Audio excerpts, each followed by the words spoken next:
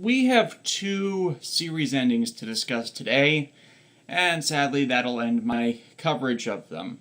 Of course, Gaim ended this week, but also, for fewer people that have watched Makai no Hana, I have really liked the Garo series, what I've seen of it. I still got 2 seasons and a bunch of specials to do of it, but I'm definitely going to do that once I get some time. Reviewing it next year or no, I'm going to fill out my knowledge of this series because it is damn good. And yes, I'm going to be following Honon no Kokuin, the new anime series, as soon as I find someone that's subtitling it. I really, really hope this anime for it gets adapted, no, not adapted, brought over and dubbed, because if the quality I've seen from the series overall is any indication, it will be a hit. It's actually it's either airing tonight in Japan or has already aired. I'm not completely certain. It's, of course, the second here, which means it's the third over there, and time wiminess from International Date Types. Anyways, other update stuff. The Kamen Rider Tyson review has been released. Sadly, a day late. That was unavoidable. I couldn't shoot the final...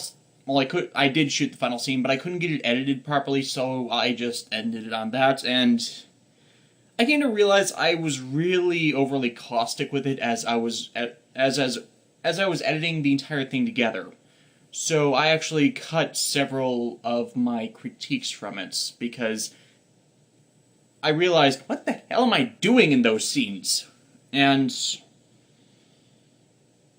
I still feel the overall presentation is more caustic than I am comfortable giving. I mean, this wasn't lightning returns. This was not something that had built upon crap. This was an hour-and-a-half movie I spent 8 hours taking notes on.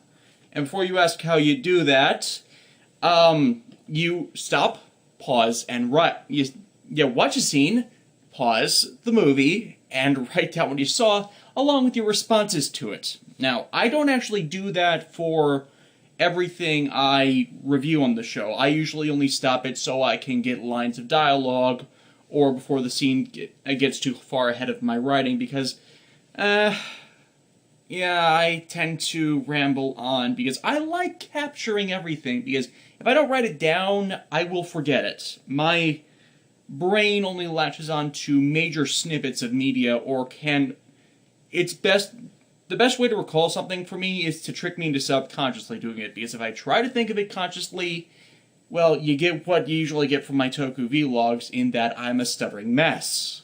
And thank you to those of you who watch these, because I feel like I'm getting more colloquial. I mean, it doesn't seem like it sometimes, but I've looked up one of the old ones, and there's a difference in narrative flow.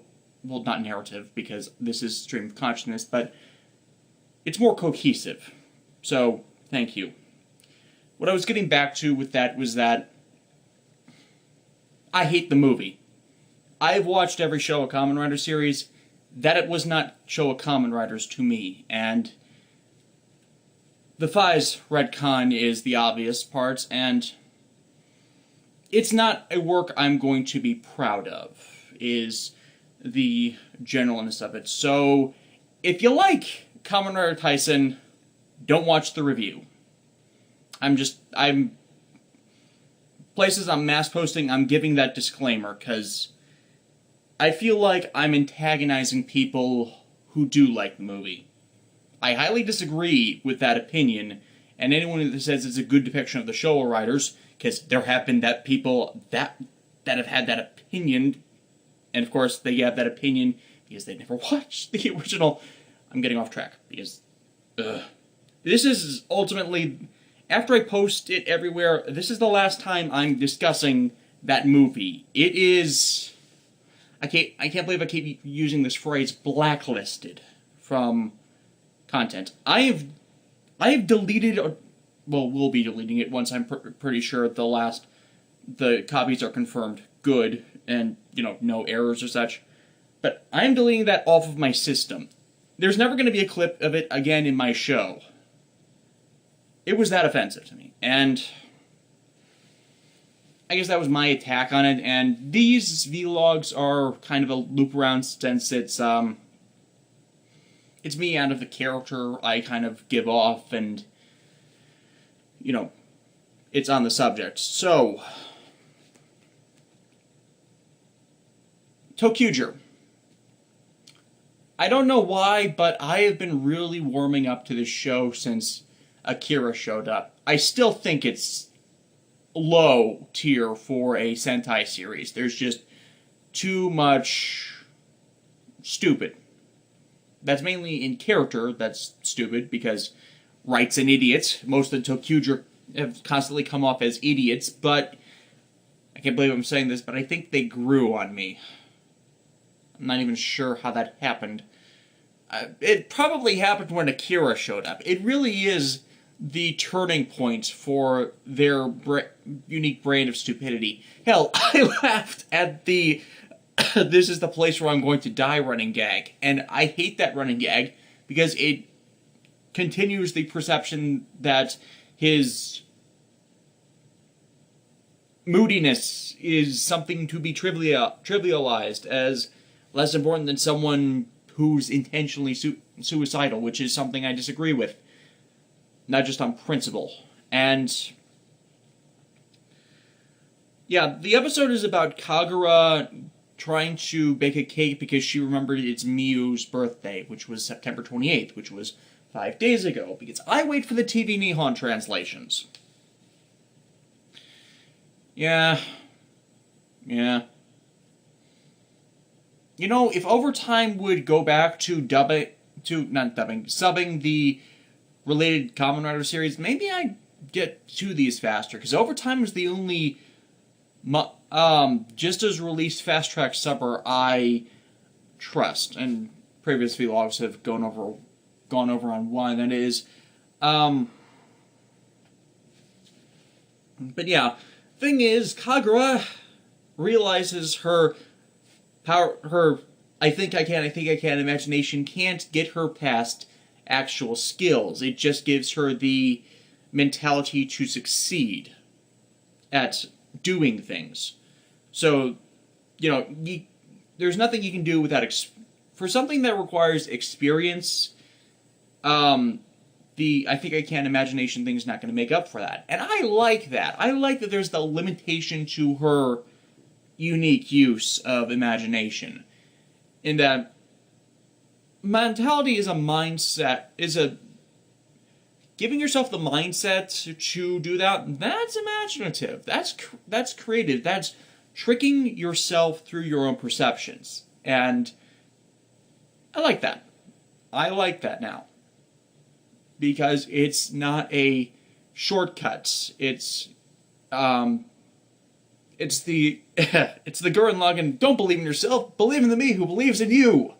Except without the required loop around for that.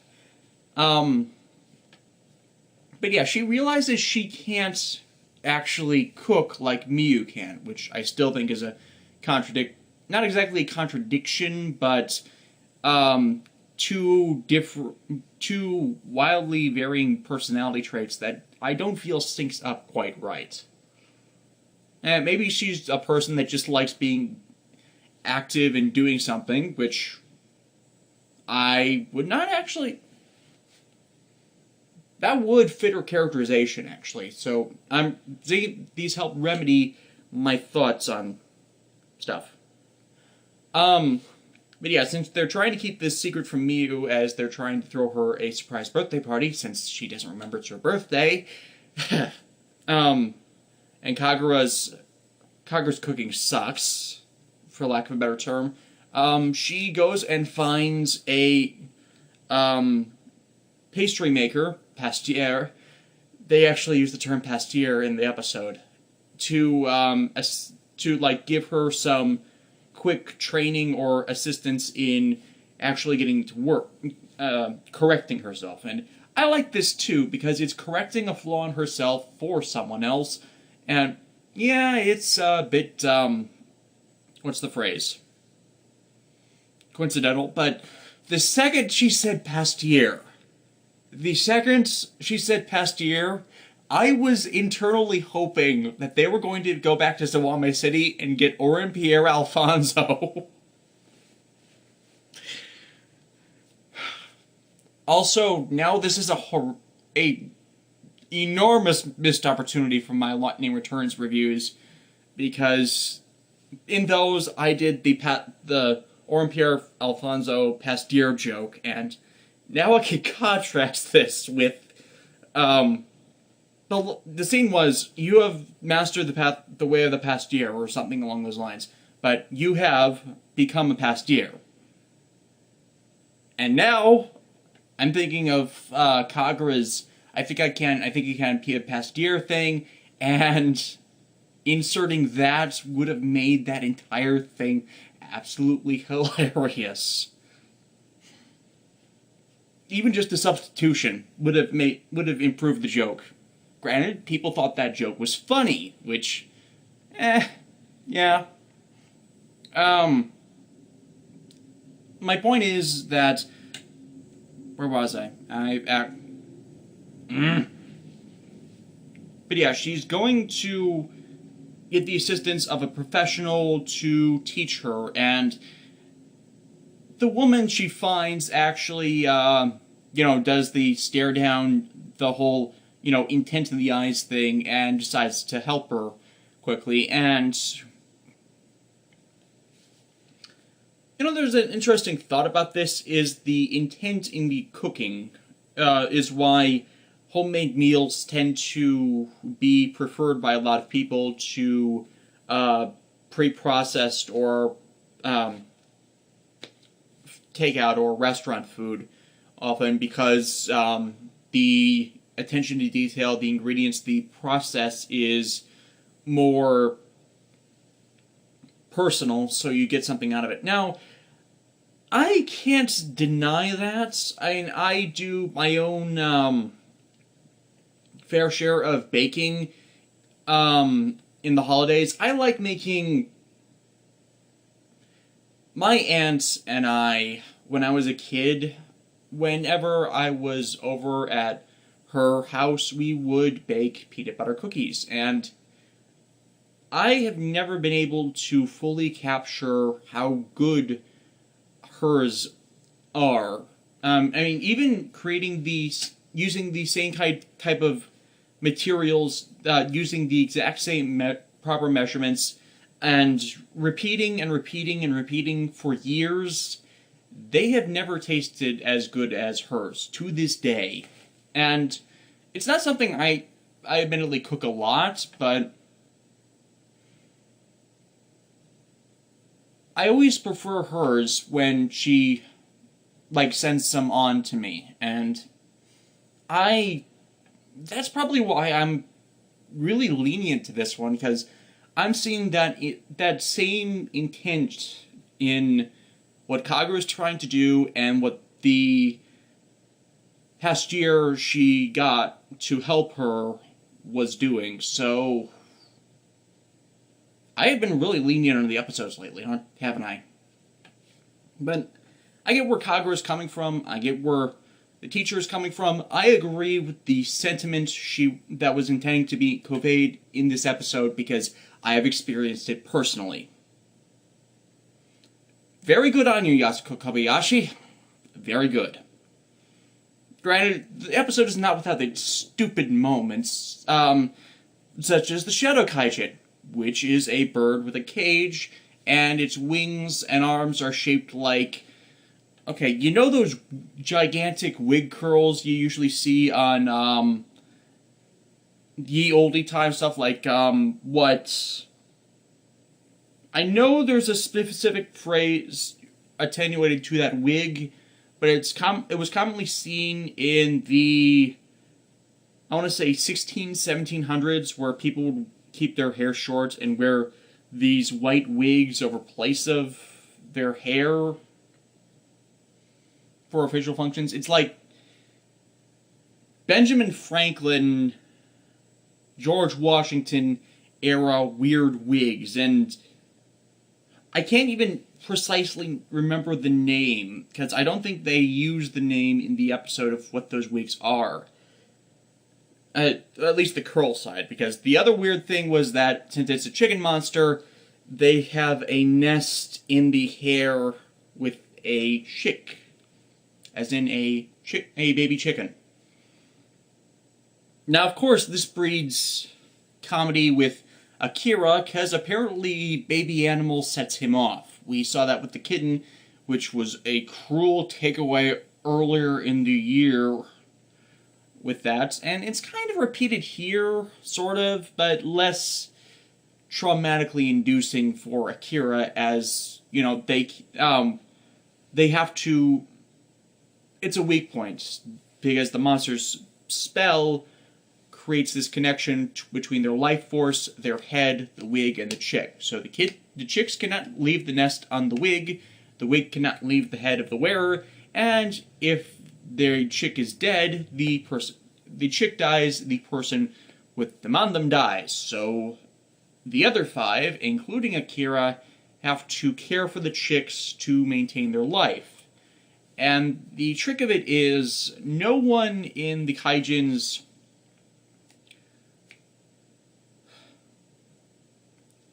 existence has properly done it, so the chicks didn't die. And that actually leads to the Deus Ex Machina of the episode, which I didn't like, because when in the second battle, the 5 Toqger are affected by this, because Kagen was off doing the cake thing. They're defending the chicks in the battle after caring for them, feeding them, keeping them warm, keeping them in good condition, and then out of nowhere, the chicks just grow up into roosters. At least I think they're roosters. They might have been hens. There was this disconnect in styling for them, or I'm remembering things incorrectly, which can happen, and that came out of nowhere. Seriously, nowhere. And of course, after that, they beat the Kaijin, with the Hyper Resha, and there's the weird thing. Another weird thing. Because of how the Hyper Resha docks, it's the shoulders on. If someone is standing right beside you, as in shoulder to shoulder, the Hyper Resha will go through them, link up with you, and both of you will be wearing the Hyper Resha armor. That was very stupid. I mean, you can see it right there that they had to custom make that armor to it, and it's so low quality. So why did they do that for this joke? It went nowhere. I think it's by this point that all of the Toqger have enough imagination to properly use the Hyper Resha, which makes it even more absurd that Wright could only use it to start, if they can all do that. I mean, yeah, by this point we realize it's supposed to be transferred from member to member. That's one of the advantages of the interchangeable superform equipment that doesn't, lock onto the Red Ranger like Kyoryu Red Carnival. Or, you have the team superforms like the Saint Ghost, the Super Ghostager. I was trying to think of the ones from Magi Ranger.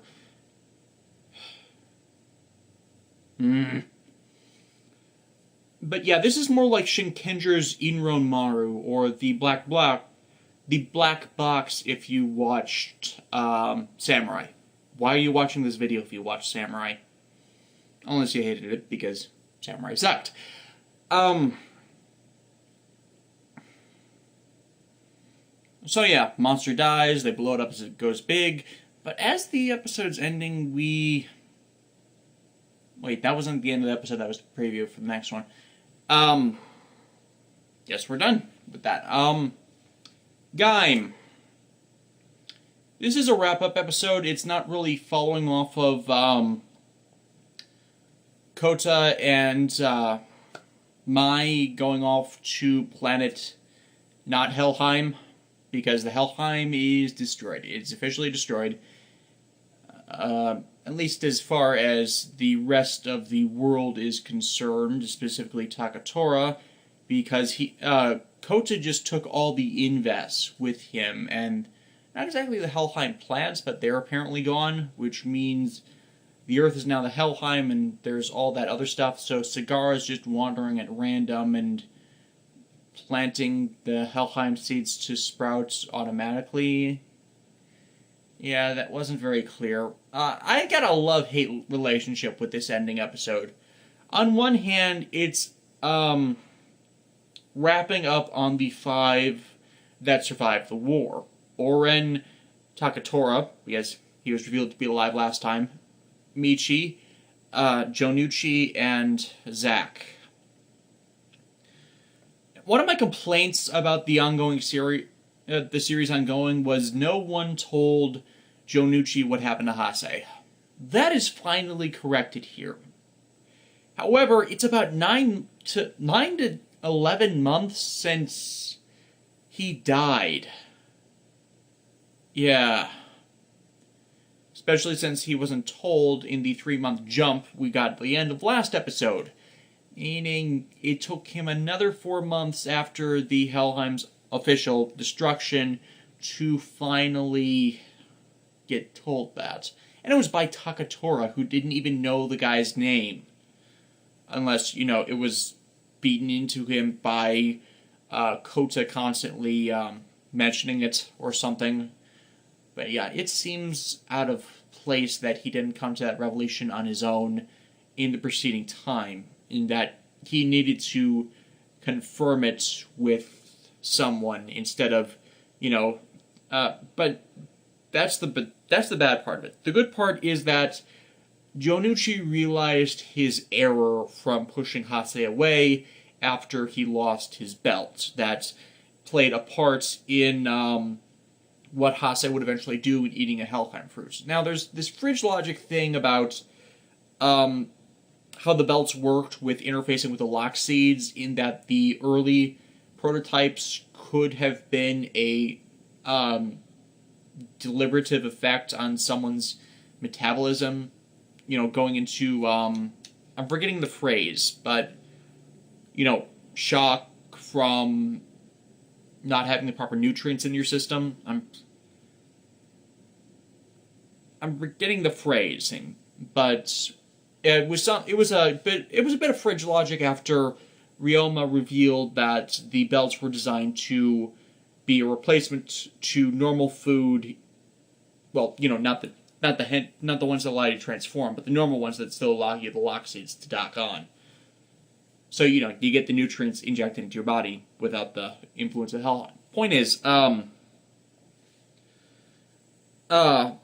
Hase's quest for power kind of stemmed off of everybody rejecting turning on him after he got his belt. In other words, his validation, his symbol of strength taken away. That also played a component part on why he ate the fruit, and thus was killed when he was turned into an invest. And yeah, and part of why I think this worked well was Jonuchi realizing his responsibility in that and taking actions to correct it when it comes up. Oren's back to being Oren, who I think took the oblivious mentor role over the course of the series, at least to Jonuchi, in that he's well-intentioned, but he lives the extreme life. He is Mr. Dangerous. He doesn't do anything halfway, and because he doesn't do anything halfway, he can overshoot his intended target. And yeah, that view fits what I've seen of the guy, because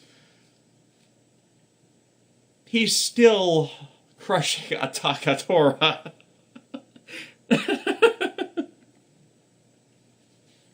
Sorry, I'm remembering something incidental to that. When we see him, Takatora's taken the path of atonement, because, it's his project that almost made things a lot worse because Ryoma got himself usurped, so he goes off to, not exactly goes off, but he's organizing reparations with the world and helping with the rebuilding process, which it fits. Because, he was the one that was really guilty about being forced to damn the world and save at best 1/7 of it. And we saw constantly, well, not constantly, but we eventually saw that best of a bad situation. He wouldn't do this if he had another option. Kota gave him the other option. He tried to take it. Ryoma happened. And Michi happened. And Michi happened again. Yeah.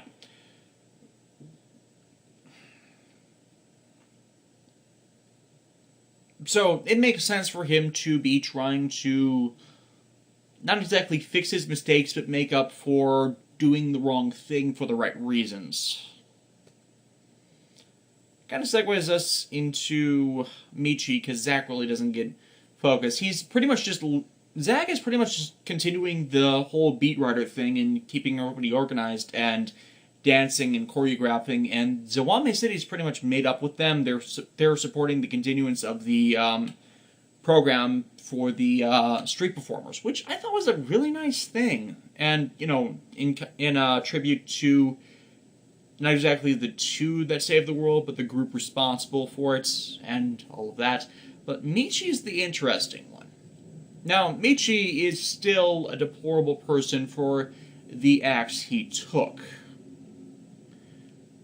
But I think at this point he's trying to make up for what he acknowledges to himself is now a mistake.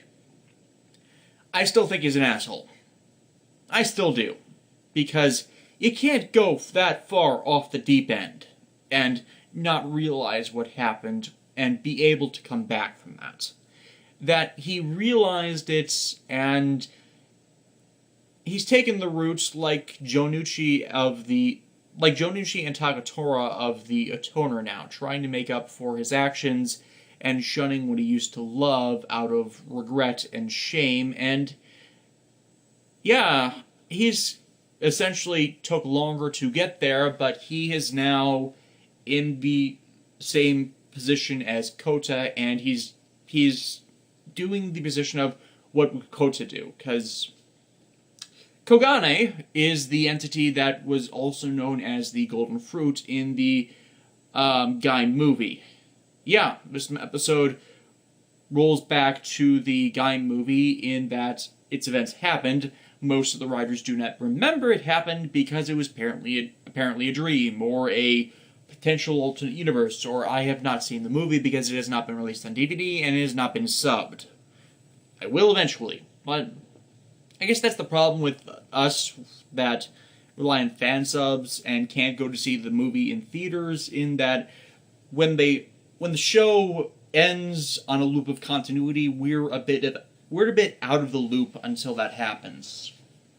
So, Kogane is apparently reformed since Team Beat Riders defeated him in the movie, because we got spoilers of what happens in the movie because of the trailer footage.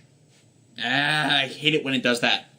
Why is it you can't edit a trailer without showing the best parts of the movie? That's the point. You go to the movie to see the best parts of the movie. The Lego movie did this right. Guardians of the Galaxy did this right. Godzilla failed at that. Because, the movie's story was setting up the moments you see in the trailer. That's not how you do it. Oh god, I'm reviving the Godzilla 2014 argument. Point is, he's back with a new set of powers because his previous existence was not exactly destroyed, but he had to build back up his power, and he's only at the point where he is a dark fruit. He is the dark apple lock seed instead of the golden apple lock seed. Yeah. He possesses a girl and, changes into Kamen Rider Jam. He does sadly not use the da-na-na henshin tone like 15 Blood, Bujin Gaim and Bravo did. At least not that I can remember. I just watched the episode. Why do I not remember this? It's a sound effect. Oh, that's right, it's a sound effect. If he did, and I'm forgetting it, sorry. So, Jam pretty much attacks everybody in revenge, even though they don't remember who the guy is. Yeah, that's the villains for you. Anyways, everybody's trying to stop the guy, but all these Sengoku drivers have been destroyed either by events preceding this or Takatora ordering them to be destroyed so no evil organization can use the Kurokage troopers against anyone. That is smart foresight. Granted, they still have the blueprints for the Sengoku and Genesis drivers from Ryoma's research, so they could still build some and have them used by Foundation X. Especially since there's that fan theory that I am partial to of Foundation X being one of the backers to Yggdrasil, due to that in-series reference of one of Ryoma's previous prototype drivers used the fusels from Kiva, the cards from Decade, the Gaia memories, the core metals, the Astro switches, and magic rings. Actually, I need to find that screenshot to see if Cars is on that list somewhere, because, you know, Drive's going to start soon. I'm going to pause this briefly because my camera's about to... Yeah, haven't had to do that in a while. So, yeah, I need to look that up to see if that's there, because that would have been really, really funny if they knew the next theme that far in advance. Anyways, so most of the Sengoku drivers are gone, but Takatora kept a Kurokage trooper model and a Matsubakuri, you know, the pinecone lockseed, just in case something came up.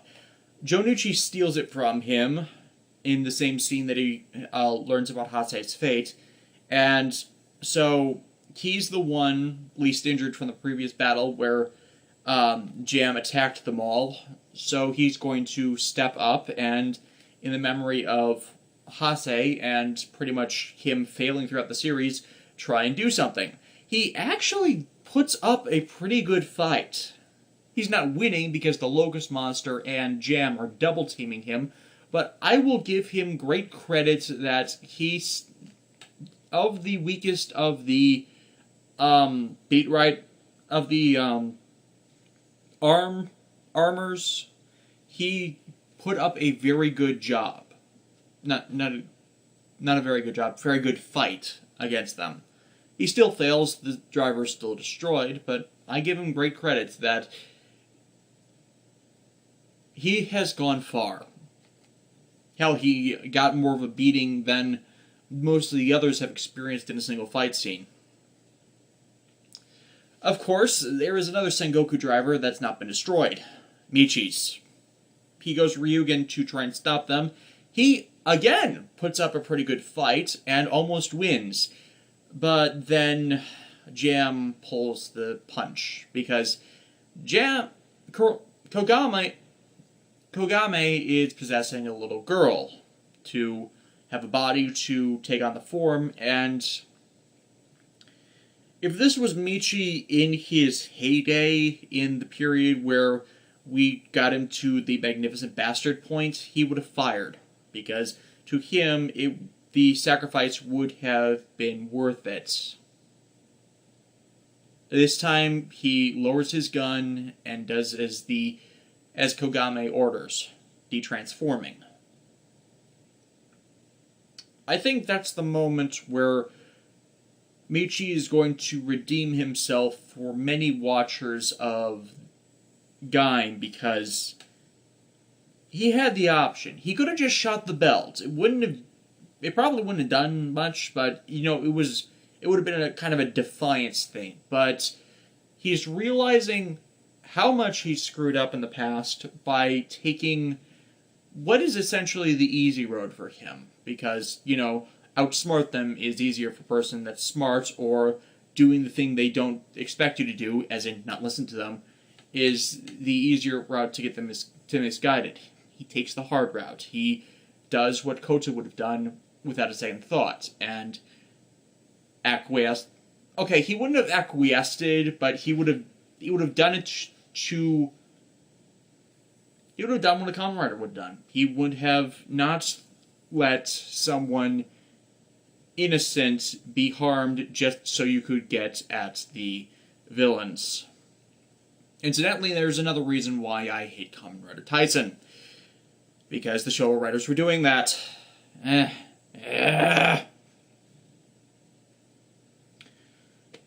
Okay. So, Michi's in trouble. However, Kogane is a recurring issue of the Helheim Forest. It's something that's unfinished business. Guess who shows up? God Kota. Yep. Admittedly, it's hard to be Deus Ex Machina when you're a literal god, so it's not exactly in the machine, because you're showing yourself. Yeah. And pretty much it's getting forgiveness from the person you most wronged. I think that's what this fight was symbolic of, and of passing the torch in that Kota's now done protecting Zawame City. It is up to Michi. And I think he can find redemption in doing that. And after everything, I kind of hope he does, and I kind of hope he doesn't. You know, I can see him constantly trying to make himself a better person to make up for when he majorly screwed up. But is it ever going to be enough? That's kind of the question there. So, Kota and Michi double-team Kogane, and Kota, of course, just neutralizes the pseudo-god powers of Kogane, because he's an actual god. And the two...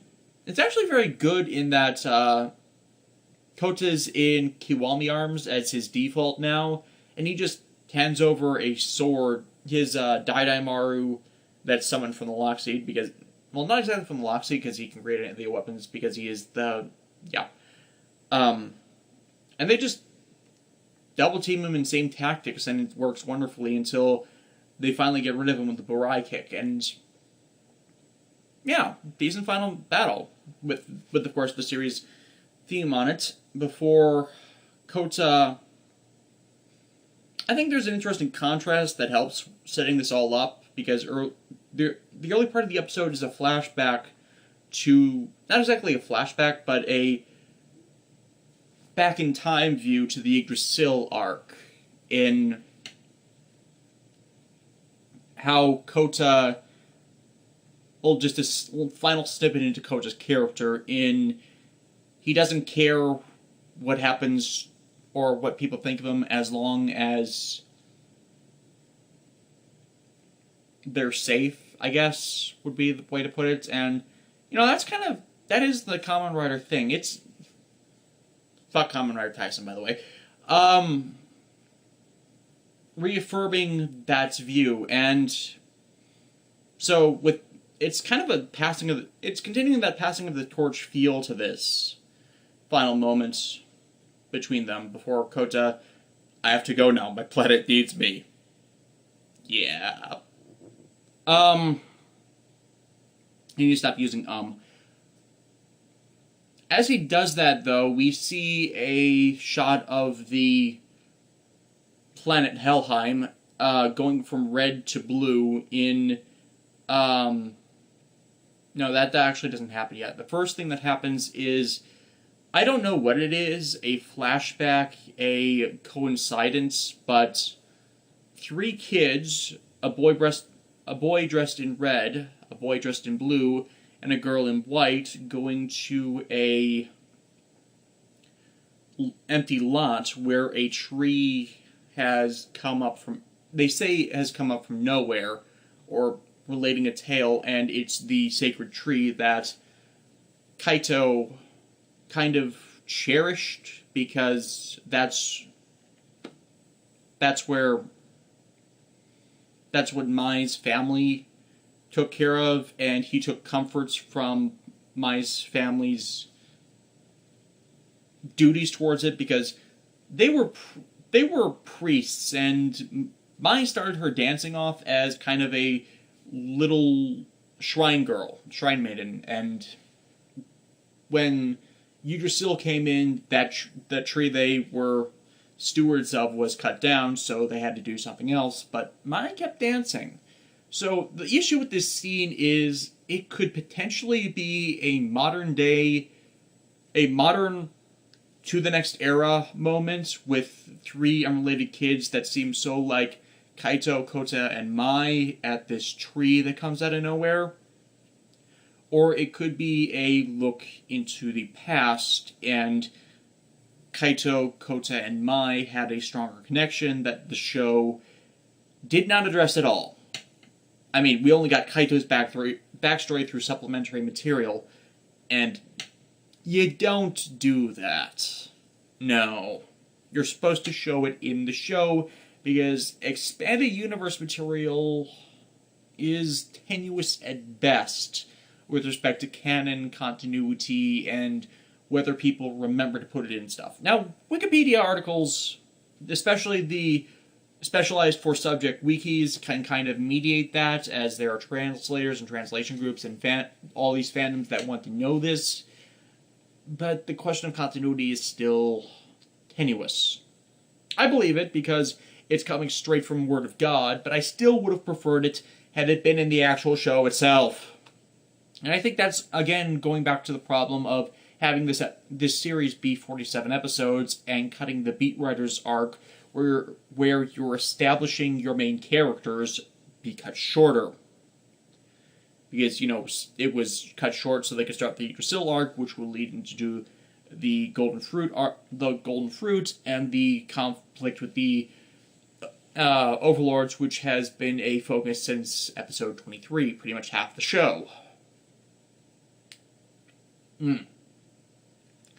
Evidently, yeah, Gaim is not flawless, but going back to that, it's a last moment with Kaito as well, because I like the modern day interpretation, especially with that line of "it sprouted from nowhere," in that it's what remains of Kaito, because, his body was kind of left there, and his last act, or the two in remembrance of Kaito, tied his spirit to a tree, so like what inspired him. So, especially with the line of I forget the actual line, but it's implying it starts again, because cycle of life, before they go off and fly off to their world, which turns from red to blue, inspiring people to think that the whole Invest conflict is over, because now, instead of being the invaders, they have their own permanent home and will thrive on their own into, more peaceful, instead of being the conquerors that inspire evolution, they will have their chance at evolution. At least that's my take on it, because I should discuss this. But first, Gaim, really good series. Is it the best Kamen Rider series ever made? I don't know. I honestly don't. I've still got 7 series to watch before I can make that judgment, and we're starting the 25th Kamen Rider series, not including the movie specials and whatnot. And I don't know, there could be something new coming that it completely blows it out of the water. It's definitely top 5, though. My favorite is still O's. I love Black. Black is definitely the best of the Showa era. Thing with Heisei is that Heisei has a lot of good series. Your opinions may vary, but I really like Kuga. I think Kuga, aside from its aside from its effect and pacing issues, is excellent. And I depict that in my review. Double is awesome. O's is awesome. Force, it's okay. I've cooled on it. It's okay.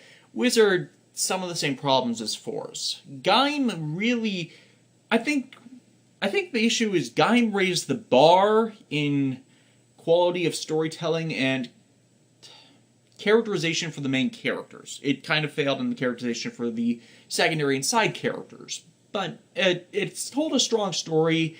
It had this different arc structure and evolving villains and situations and a feeling of scale to it that is going to be tough to match with later series. Which brings the question. Did Gen Urobuchi destroy Kamen Rider the same way he has destroyed Magical Girls and perceptions of storytelling with his other series? Did he destroy Kamen Rider? The ultimate question is his destruction a renewal, or is he defeating the purpose of the original intent of the series? Now, that's a good question, but it's a flawed one in how do you judge that with a series that has lasted so long and has constantly been evolving?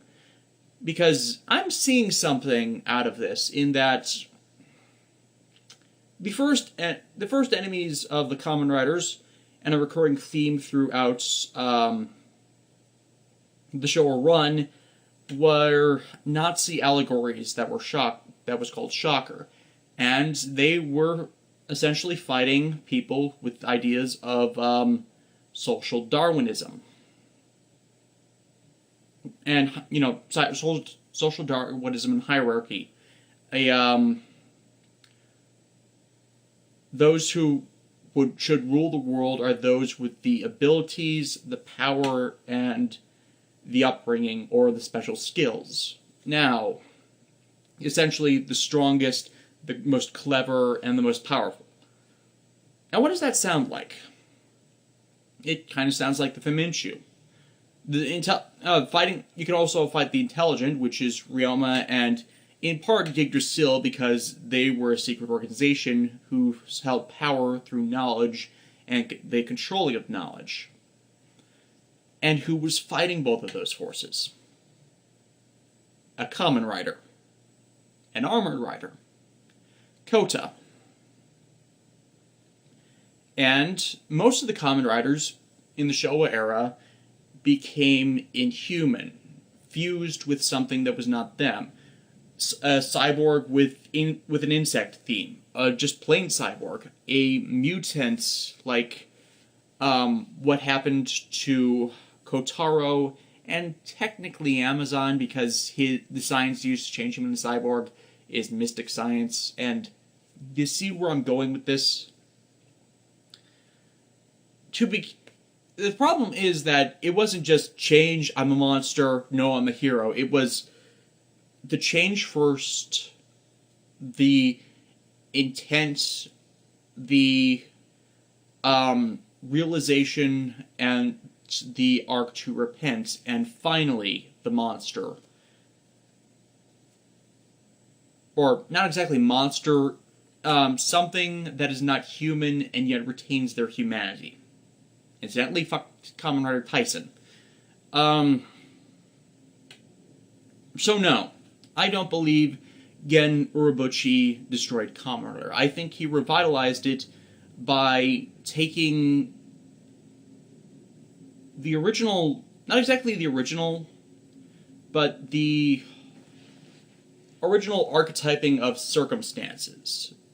An enemy who prides social Darwinism. Hell, that's especially Sagara, because, he's the one who will rule the Helheim is the one who's the strongest, the fastest, and overcomes all this stuff. And Coach is the anomaly to that, in that he becomes the strongest, but he does not epitomize any of these things about the traditional and social Darwinism view of strength, in that it's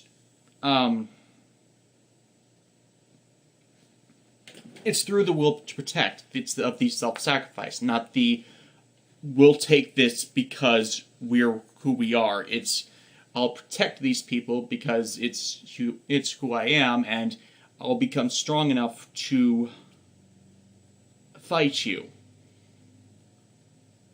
Admittedly, Kota got handouts towards that. The Kachidoki Lockseed, the Lemon Energy, and the Genesis Core, and of course, definitely the Koami Lockseed, but all of them were tempered with tests of character, which is something most show writers didn't exactly experience, but due to the differing situations they would regularly find themselves in, their personalities and the character of them would shine through. So, even though he was playing into Cigar's hands each time he took that, it was part of discovering who Kota is in that, and why he would become the one to fight and win command of the Helheim, the Overlord, the true Overlord. And yeah, people are going to disagree with that because, he became a god. And he didn't refute it, and he didn't refuse to take that divinity like Black did, like any of the other Showa Kamen Riders when they were given the "join me and we will rule to this world together as commander and master" or something like that. The whole Darth Vader line, and it's except that's a compromising of morals to, become the next bad guy, versus taking this power because you will be capable of saving everyone. Because, let's face it, if they got to agree with Shocker, there was no way the Kamen Riders that took it were going to be protecting anyone. Kota is protecting people by taking command of all the invaders and getting them the hell out of there. That was part of why Sagara was so baffled, because no one has ever done this. They've never left the creature comforts and familiarity of their home once becoming the Overlord. It just allowed it to encroach and use up what was there before moving on. Now it has to actually flourish on its own dead, barren world without doing that. So there's not exactly more to take away from something like that. The Helheim has to struggle in and of itself. And it hasn't done that before. So it can't flourish as easily and encroach and invade. But yeah, ideologically, the Kamen Rider should not become the next big bad. Fuck Kamen Rider Tyson. But this is Gen's signature no-win scenario, take option 3 route, which is least harmful from the point of view of the character that is forced into that choice. Well, not exactly forced into, but, every decision in Gaim builds off of past experiences. The only way to save the world at this point is godlike powers. What gives you godlike powers? The Golden Fruit. The Golden Fruit has the power to save the world or destroy it, and Kaito was taking the route of take the Golden Fruit, build your world for the strong, where there is no weak, where no one is oppressed, but if everyone that's weak is dead, you're not exactly... Kaito, at the end, became a Showa villain in the making. That was the moment that thing has changed. I say in the making because, he actually hadn't begun his crusade yet. Kaito stopped him before he could unleash the forces like that. Did I say Kaito stopped Kaito? I meant Kota stopped Kaito. Ugh, my brain sometimes.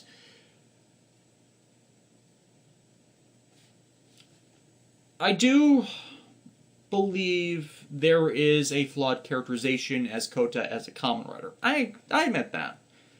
And, yeah, he's unconventional as hell for their ranks, but you can say that a lot about many of the Heisei riders. No two are truly alike, even though they share similar character traits. most of the show writers are kind, but were more stern about it. They had their happy moments, they had their sad moments, they had their silly moments. They were all strict and unforgiving of the enemy. Unfortunately, that's something that still works there. But on the average, Heisei series have shown more of a kind, happy outer protagonist who don't really wallow or... Well, they do hide their pain, but they're less likely to be the strict ones. I'm thinking of Godai in this. I'm thinking of the naive Shinji. I'm thinking of Eiji, who hides the trauma of losing that girl in that village in the war. And Gentaro's generally, that's his personality. Haruto's definitely hiding his... But you see where I'm going with this? It's not out of character. Kota, in many ways, is a balancing between the traits of Heisei and Showa protagonists. He's dumped into on the surface, Heisei situation, but with Showa undertones, and it's a mixing that I think worked to revitalize it, that the methodology seen in the Showa era still can work for the series. You just have to know the right writer with the right intent who knows what story they need to tell to result in that. It helps that Gen has a thorough knowledge of the series because he was, like I said in previous things, and it's said online, he was trying to recreate Black because he really loved Kamen Rider Black, and yes and no. We kind of got the have to kill such and such. You have to kill the person who's threatening to become the new world conqueror and has willingly accepted being a monster, except Shadow Moon didn't. So I think there's more closure here than we got in Black, sadly, because they keep bringing back Shadow Moon. I'm just rambling now, unfortunately. I keep mulling that question over in my head, and I keep wanting to say no. There's signs of change, but in how Kamen Rider is perceived, but that's a good thing. Remember, what gave Madoka Magica so much strength is magical girls had become not exactly tarnished, but trivial. I mean, that happens when Toei runs the whatchamacallit series. The not Wedding Peach, Pretty Cure series yearly to sync up with Super Sentai and Kamen Rider in that same programming block. So it becomes distilled over time. Hell, Sailor Moon is not that good a series, either way you look at it.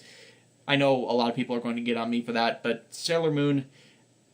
Okay, my perception of Sailor Moon is defined by the view of Usagi Tsukino, Destroyer of Worlds. Because in canon, she's responsible for or involved in the events that cause widespread genocide 3 times. In her past reincarnation on the moon in the Millennium Kingdom, in the events that lead to her taking over command of the world, which we don't know about, that might just be a best of bad situation, and the security elements that allowed the surviving population to be destroyed by the Nemesis. Granted, that's a flanderized view of it. All these events, there are all extenuating circumstances, but it always leads back to the bunny.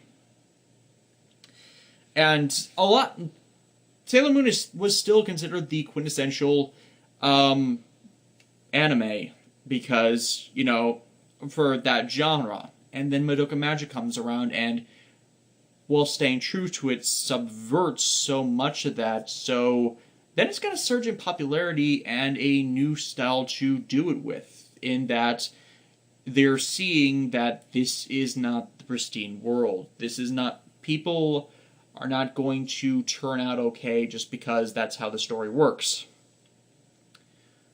Because there's a greater scale to Gaim, you know that is not the Kamen Riders did not succeed in containing the conflict.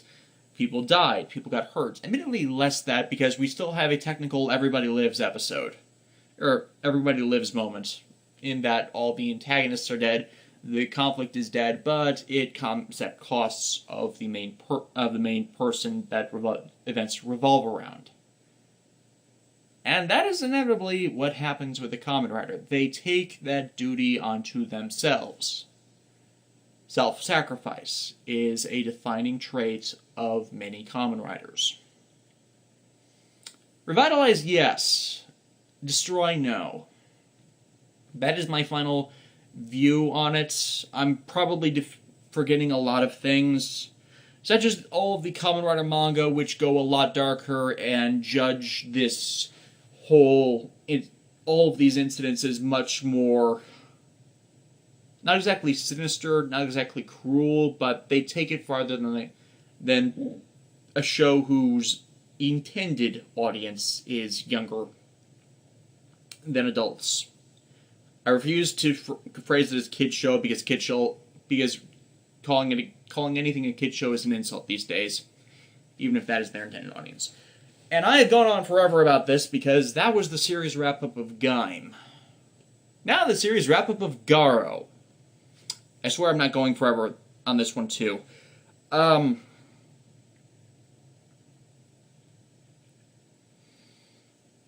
series always end on Deus Ex Machina, if what I've seen is under any understanding.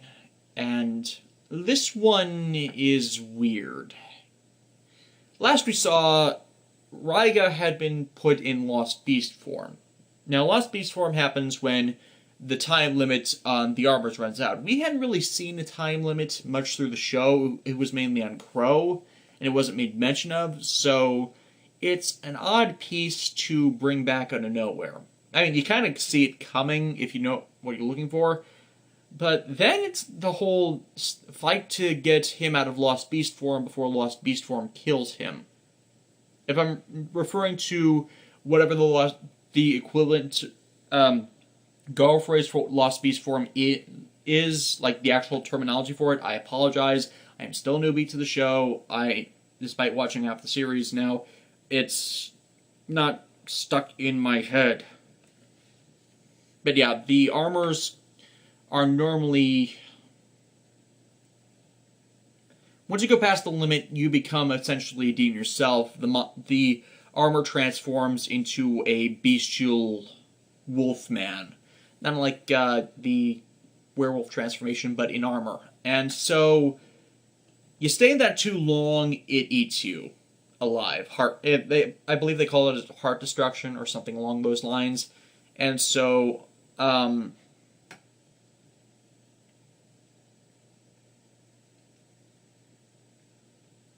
forgetting the guy's name. Jiru, the guy who actually released Avis, comes to help Crow in getting the seal at his waist hit, so it knocks him out of the armor. And they've got a Bronze Knight and a Blue Silver Knight.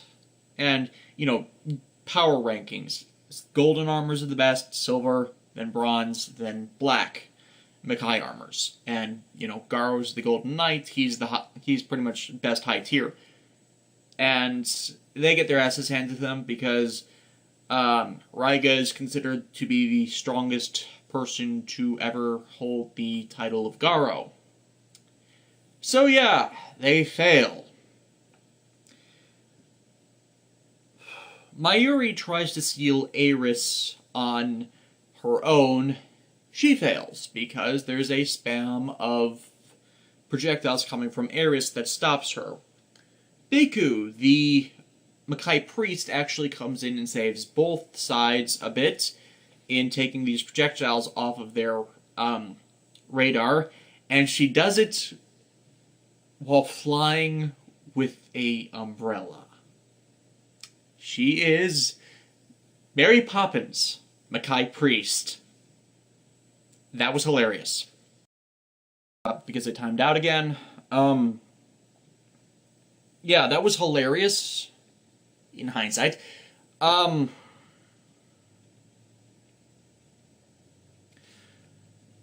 of course, Ares is preparing to send horrors across space-time, because that's apparently what she does, and there's a problem with that, but I'll get back to that. Because essentially, she captures Mayuri. Mayuri drops that bell that's been relevant a few times, because it was originally Raiga's. He got it from his family, I think. No, he got it from... Regardless, he passed it to...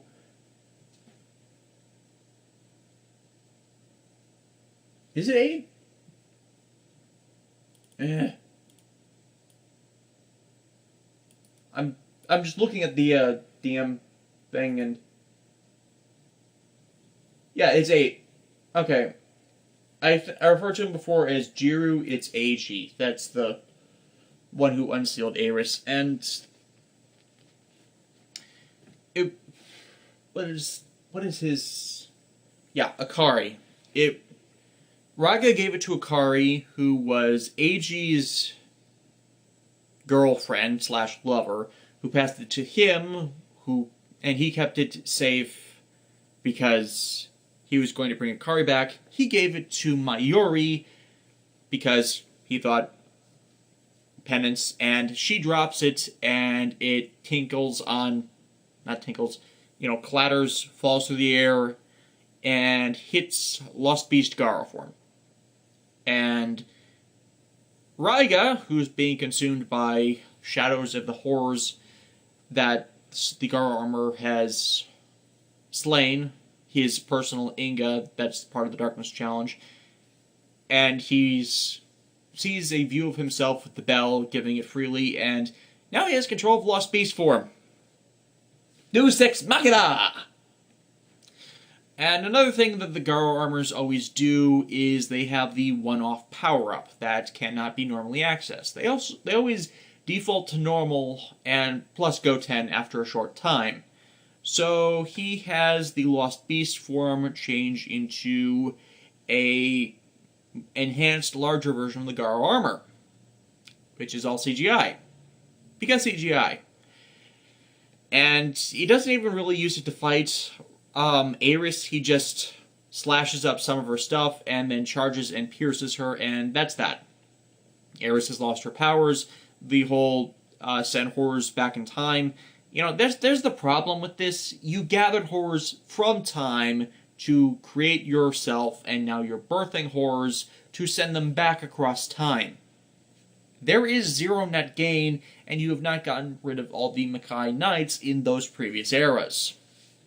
Unless you dipped them into a time tunnel like Gidit, Koga, and Kalru, who did not show up still. Unfortunate. So yeah, Ares realizes that as her whole thing is destroyed, she bloomed, she failed.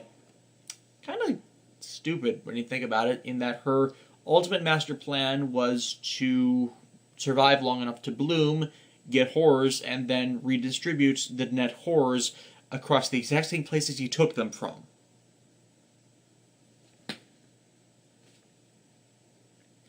Yeah, that was kind of a letdown. But, as they're all falling, Ares is exposed, and Mayuri releases the 10 slab horrors to reseal Ares, because they can only be sealed together properly. So, everything's good, right? Nah, Mayuri's kind of... Once she releases the stuff that's in the trap, she kind of shuts down.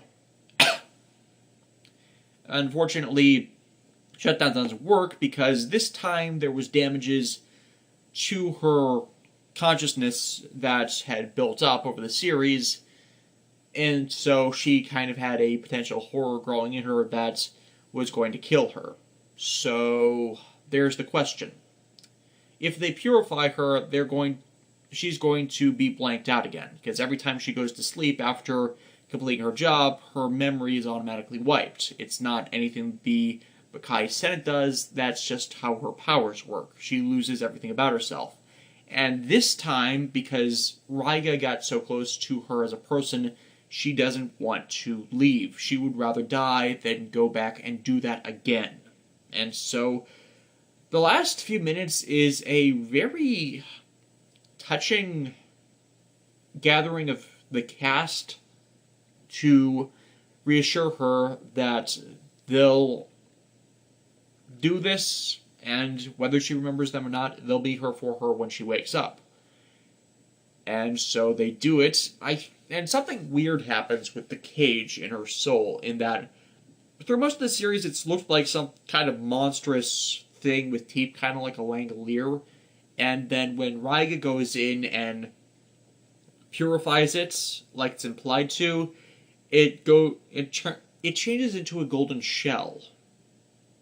I think it's implying that this had always been a problem, and this time it just got so much worse when they could have fixed this completely beforehand. And of course, as that's done, Mayuri, within Mayuri, I think it's an expression of herself, her soul, says that no matter what, some part of her will always remember Raiga. So the credits roll as everybody goes off on their own, while Raiga waits for Mayuri to wake up from that, and she does eventually. I think a long period of time passes before she does, and when she wakes up, she remembers him. And that's where the series closes. Now that would have all had a bit more weight had Jiro, the priest responsible for most of the maintenance for Mayuri's special abilities, Eiji, the one who opened the slab for Eris, and Biku been more of the cast and not properly introduced as the series was ending. That is a constant problem with Garo, in that while there's usually an ongoing story, the people relevant to the most of it are not introduced, or they are incidental to events until the very end. That was a constant for the first series, and that was a constant for here, in that they don't, while they have the ongoing story that fits in with the filler elements which strengthen them, it feels like everything is rushed to the end when it can be more spaced out. Granted, it's a very high rate of good filler episodes, so... But there are still things off, because now we know what the time effect was that took Koga, Kaoru, and I'm assuming Rei, because Rei was going on that journey to find them, which of course sets up for the next series, because it implies that there's going to be another Garo season with Raiga and Mayuri together, and possibly with the rest returning. I really need to see Makai Senki to go through those kind of that same situation with the series, and this is both good and bad. On one hand, I have repeatedly thought that this season was going to end with Raiga doing something that was going to cause the Garo armor to lose its shine and be stored away. That may still happen, so the events of Yami wo Torasu Mono can take place, because eventually that has to happen. That is happening in the future at some point, but we don't know what time period it does, because Garo takes place in a universe where the timeline is never told, in that the world exists in a rate of slow change, where modern things exist, like cell phones, cameras, all this high-tech stuff, but development has slowed to a crawl. So, even though you can do different eras of different things, it takes on that timeless feel, which is one of its strengths. Problem is, it means that though they have all these adventures, you kind of are going to end up getting sick of just dispersing or overseeing the wrong people when you establish that, no, we're done with this stuff, let's go into something else. And then, yeah, we just got here, but let's go somewhere else. What? And of course, with the name of the show referring to the armor, it always has to revolve around the Garo, the Makai Knight that is currently Garo. Which is kind of why I'm looking forward to Hana no Kokuin, because now we're going to have a fourth wielder mixing things up taking place. Plus, it's an anime. And so I guess that's going to be a good tangential angle in that you can have... I guess now we can have the mainline ongoing story with Raiga for another season, if they do another season with Raiga's era, and then have kind of a standalone run with these anime. And... oh. I just realized if Hana no Kokuin runs for 26 or 25 episodes, then when it concludes, it'll be around the time for the next Garo series, if there's going to be one next year. Awesome!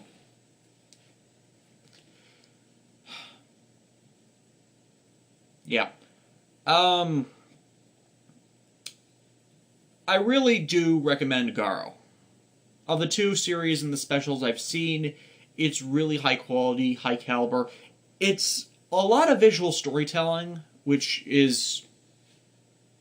if that's your thing, it's definitely good. It's just that its pacing for the main storyline can use some work still. I mean, this is a series that's almost 10 years old now. I think the shorter movies and specials would probably work better with that, because they have to tell a whole story over that line, so it has to be paced better. So, the movies, the specials, Zero Black Blood. I still think Zero Black Blood is my favorite part of this franchise. I have yet to see Makai Senki or The Things Before Chapter of Black Wolf. Sorry. Review is coming Saturday of Part 1 of Chapter of Black Wolf. Finally. I've been teasing it for months now. So, yes, that is worth a watch, and adding to your queue if you're a regular tokusatsu watcher when it comes around, or getting the old stuff from TV Nihon and Overtime. Yeah. Sadly, I have no intentions of adding a new third to the rotation, so hopefully these vlogs will get a bit shorter, because next week we start with Drive. Yeah, the Kamen Rider. Kamen Rider. It's Knight Rider, but Kamen Rider. I am a big fan of the original Knight Rider series. I can take or leave David Hasselhoff. The 2008 revival was not that bad. But, so I'm interested to see what is going to happen there. Because it's the first series since the Heisei started. Okay, technically they play with the Gaim, where the episodes are not all arc story. They're doing most of them standalones. So I'm curious to see the format change, since even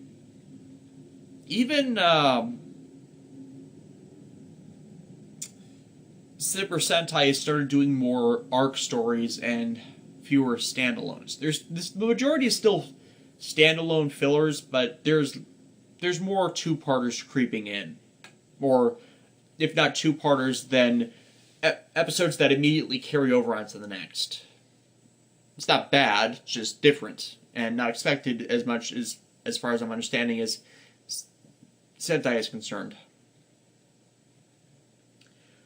Well, this was a long one, but I was covering 2 series finales, so sorry, and thank you for sticking with me, and more Toqger next week, Drive premiere next week.